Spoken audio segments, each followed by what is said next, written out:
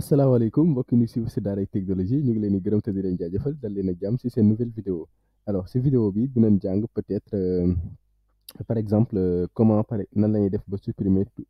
vider toute la liste par exemple bu ñu cliquer si benn bouton d'un seul coup ñu vider liste bi yëpp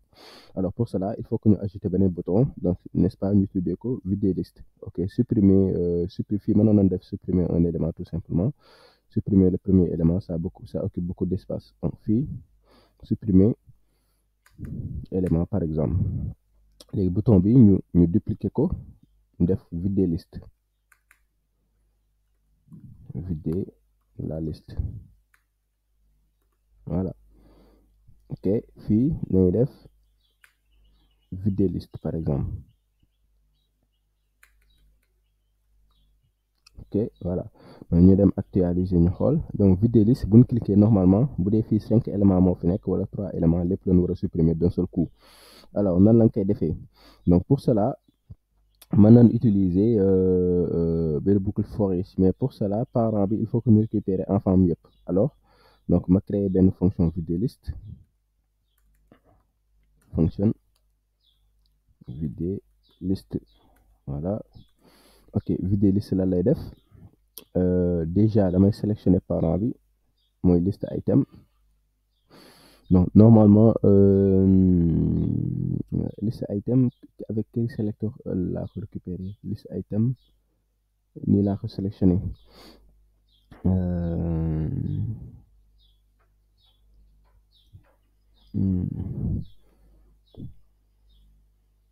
ok bon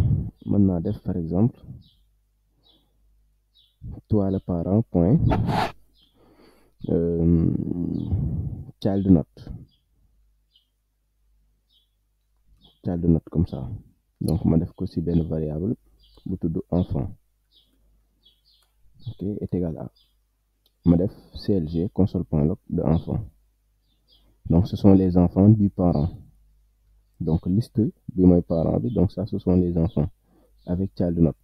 donc ma xool lan lay am exactement donc ma def clic droit inspecter console ma zoomer un peu ma cliquer fii donc fii mu ni ma vider la liste n'est pas définie donc fii void la bind donc c'est vidé ma corriger fii vider liste ma actualiser vider liste yaa ngi gis notre liste de 3 éléments la am donc fii mu ngi naan ma am nga par exemple benn note liste ma ajouter juste benn élément pour xool lan lay am ma ajouter naa 2 éléments effacer console yi ma cliquer waatee fii 4 éléments la am ok donc 4 éléments yi yaa ngi gis par exemple premier élément bi par exemple voilà mooy balise bi nii deuxième élément bi par exemple mooy balise bi nii ok donc beneen élément yi donc sous forme de texte la et cetera donc premier élément bi aussi texte la donc dernier élément bi aussi texte la donc moom mooy élément yi nii donc texte bi ak texte bi voilà donc fii peut-être pour chaque élément on peut boucler ça par exemple liste bi ñu am enfant yi mën nañ boucler donc on peut utiliser enfant point for each ok ma def for each comme ça doo ko def enfant ok donc pour chaque élément ok if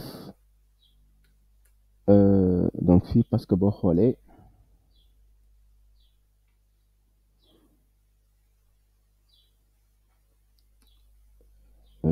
valeur bi ay texte la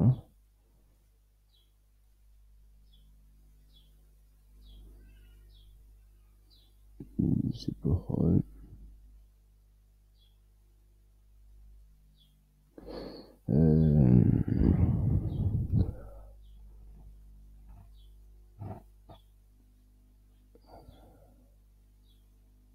ok attendez ma xool man laa ko mën a récupérer parce que fii bu ma defee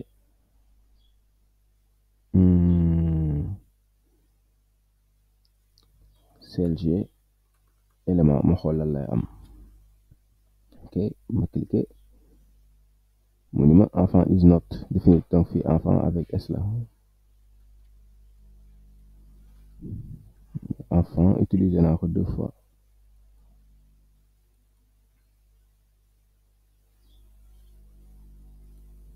Voilà,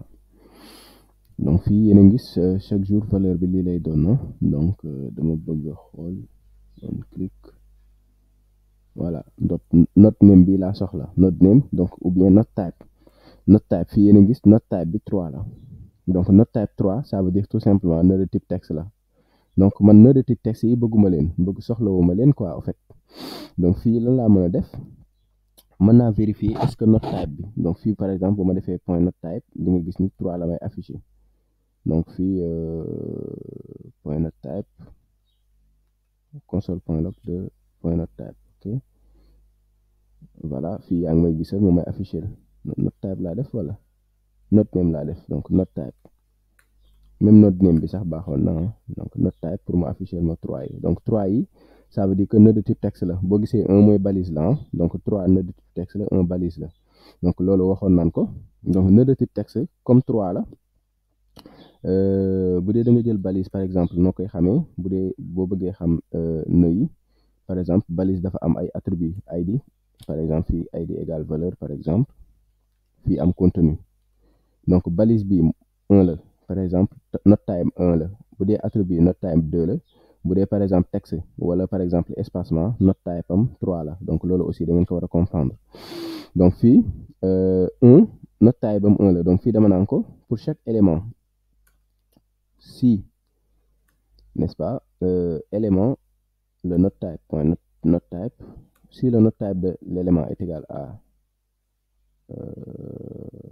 1, c'est-à-dire n'est-ce pas, je le supprime,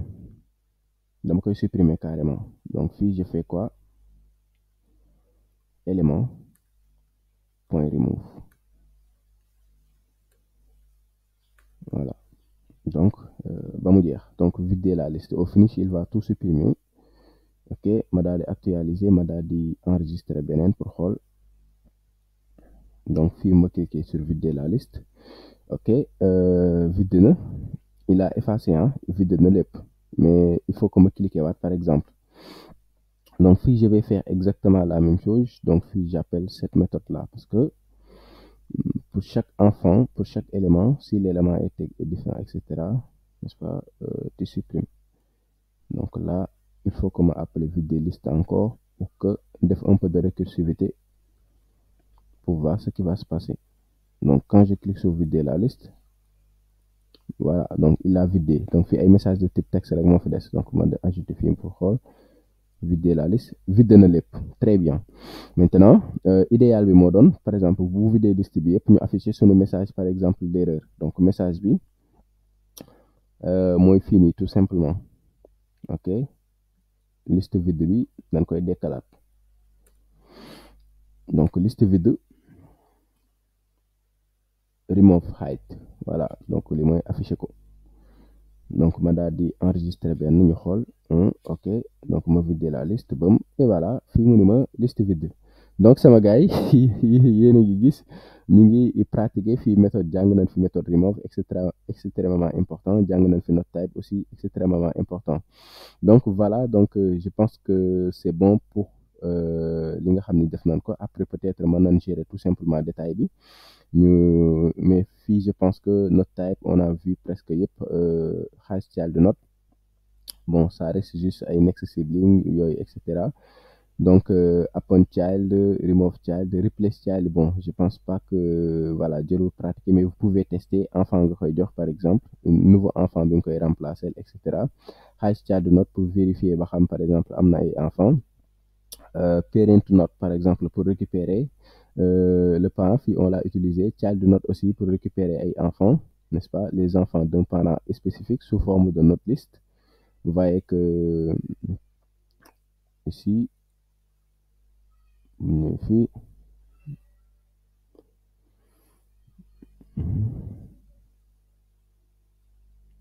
on n'avait pas utilisé child, mais fii on a utilisé child note, vous voyez, Donc, ici, bon, après, c'est juste des pratiques. Ouais, child note, c'est pas une méthode, c'est une propriété. Donc, children, on l'a utilisé, n'est-ce pas? Child element count, n'est-ce pas? Bon, les bien parents, bon, le nombre d'enfants, bon, le par exemple, voilà, on peut récupérer pour ham. Ok, bon, je pense que si dernière vidéo, il y a une possibilité d'utiliser first child avec last child, etc. Et nous avons terminé par exemple tout ce qui est child. Après nous continuer la formation sur les notre liste, etc. Donc ça m'a gagné, me donne rendez-vous si bonne vidéo, Inch'Allah.